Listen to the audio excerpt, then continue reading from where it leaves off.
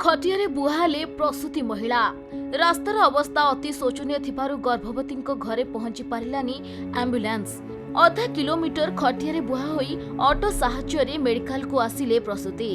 नवरंगपुर जिला पापड़ाहांडी ब्लॉक को मैदलपुर पंचायत कुसुमाकुंटा ग्राम में देखा मिली एभली दृश्य।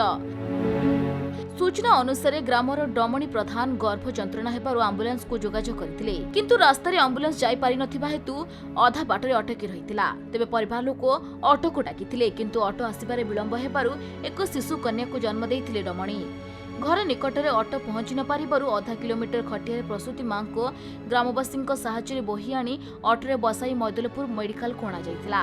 एही गाँ मैदलपुर ठारू प्राय 8 किलोमीटर दूर रही प्राय 5 किलोमीटर रास्ता अति शोचनीय हो रही, तेणु सही रास्ता दे जीवा असंभव अटे। जंगल मध्य गाँ थिबारु पथुरे रास्ता रही। रास्तार अवस्था ठीक नथिबा समय गर्भवती हेउ कि अन्य रोगी समस्ते खटियारे बुआ होई मेडिकल जाउचंती। प्रशासन काहेकि हा उपरे दृष्टि देउनी था ग्रामवासी दाबी करिसंती।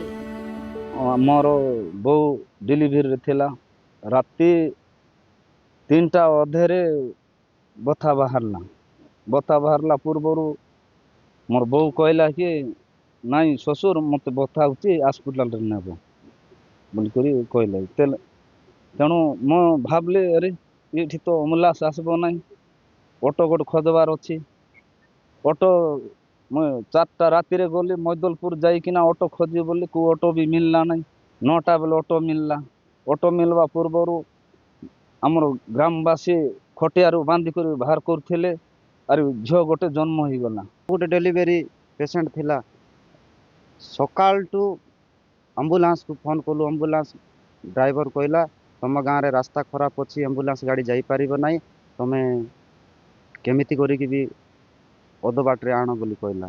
तो ऑटो गुटे भी आमे जोगाड़ करिकि ऑटो रे मध्य बसाई कि नेबो बोली कहलु, हेले ऑटो भी शीघ्र मिलला नाई। तो आमे गाँव लोक माने केते लोक 5-6 लोक उठे एकांत हेलु आउ खटियारे दौड़ी फौड़ी देकी बांधिकी से आमर गर्भवती माँ को खटियारे बसाई आमे 1 किलोमीटर बोई की नौथिलु आउ ऑटो आसला। ऑटो आइला को एबे ऑटो रे बसाई हॉस्पिटल को नौचु आमे। नवरंगपुर अनिल भत्रा को रिपोर्ट, खबर ओडिशा।